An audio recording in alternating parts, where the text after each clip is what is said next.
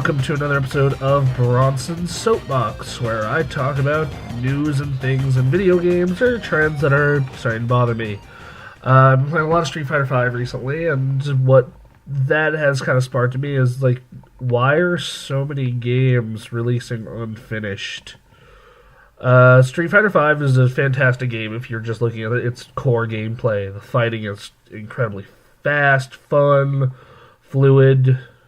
Like, it's a wonderful fighting game. But, it's the stuff that surrounds it that's terrible.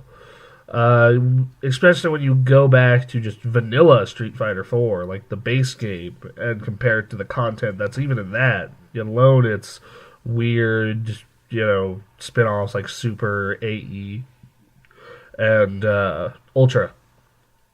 And you look at it and you're like, well, 16 characters, that's not too bad. But then you look back to Street Fighter 4 when it came out. It's 24, 25, I believe.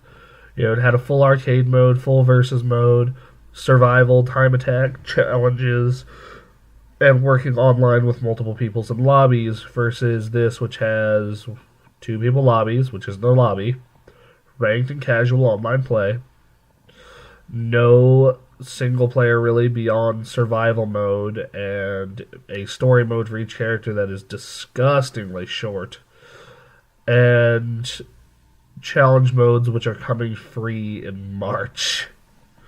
Same with the first DLC character, which you can pay for with fight money or money you get by playing the game. So yeah, there's that. And this isn't the first game to have this problem of lacking, like, having great core gameplay, but lacking content. I know I look back to Destiny, which Destiny wasn't a finished product in my eyes until The Taken King was out. That's when Destiny went from being like, this has been a fun extended beta that I just happened to pay for, to, this is a really good finished product. Metal Gear 5, that was a great game. The second half was, really unfinished. They're missing missions at the tail end of that. Rock Band 4, one of my personal favorite games of last year, made my personal top 10 list, and it hasn't, it's still not done. It's been 6 months, and they still need to release an export pack for it, and they still need to clean up some single-player content. And I get that a lot of this is games have higher production values now, and companies want to get some income in so they can finish the game, but then release it in early access. Like consoles, you have an early access program, and then say, hey, the game's not finished, but please give us the money now. And if you want to do that and are intrigued enough, by all means, they can do it. It's worked for several games on PC. I'm not against early access at all, as long as the developers are willing to put effort in. But releasing these as full commercial products and not having it's a fighting game that doesn't have an arcade mode. What the fuck? It doesn't have an arcade mode. What is this garbage?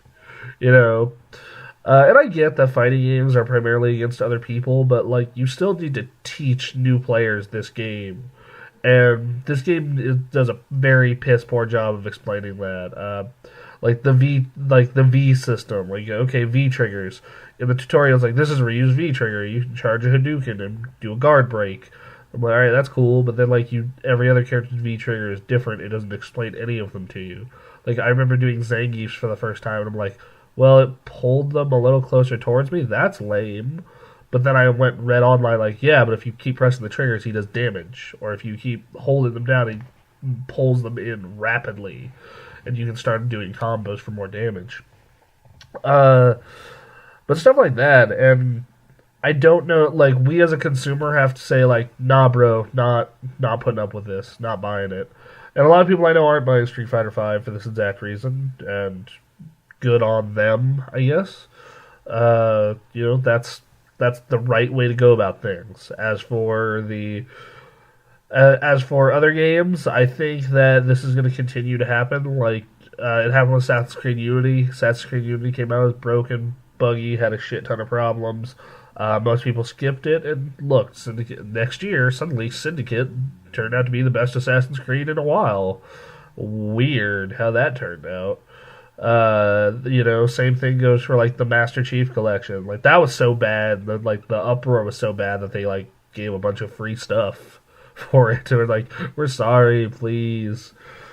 And I think that's what, as fans, that needs to continue to happen. It's like if there's not enough content, if there's not enough, anything, like not enough content, it's broken. It's like then there needs to be an uproar. There needs to be people upset, like, and there needs to be people going out and being like, "Hey, this is not acceptable. Give me my money back or fix it." And I realized that, like, in June, by the time June rolls around, we're gonna have like 3 more characters, a bunch of new modes added to this. But then it should have launched in June. No, it's launching right now, so they can meet some quarterly financial report because it's gonna do well because it's Street Fighter. But it hurts the game in the long run, especially a game that is so dependent upon community as Street Fighter, because the way a game like this stays around is it plays on the hardcore, like the hardcore get into it, and then new players think it looks cool and they get into it. But the problem is with this particular version is the tutorials are so bad. The only way you're going to learn this game is sitting down with a group of friends and having them be like, "All right, this is how you do this." Destiny, same way. Like, Destiny is a game that is very dependent on people playing it, because playing it solo is a kind of a bummer. And if they didn't have, like, they lucked out. They lucked out that people liked it enough, even though it lacked content, to stick with it through that first year of kind of meh expansions to get to the Taken King.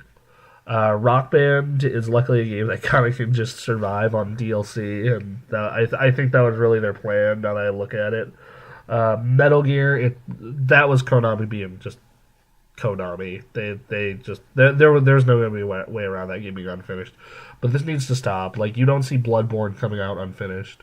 You didn't see Infamous Second Son coming out unfinished. You don't see Bayonetta coming out unfinished, or a bunch of games coming out as unfinished products. Like, the developers and the publisher care very much about the end product, and it comes out being awesome.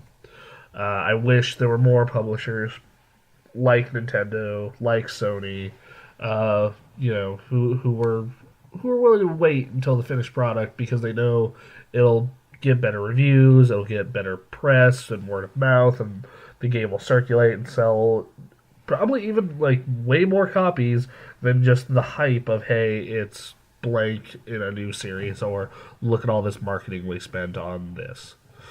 Anyway, that's been my soapbox for the week. I'll be back next week to talk about something. Zelda turned 30, so maybe that. Anyway, you can follow us at Facebook by looking up thegameraccess.com. You can follow us at Twitter at thegameraccess and twitch.tv/thegameraccess. Be sure to check out all our awesome shows like the Gamecast, Playing God, 60-Minute Access. We did Street Fighter V this week, so even though it has problems, that game still is pretty cool. So, anyway, have a good week. Talk to you later.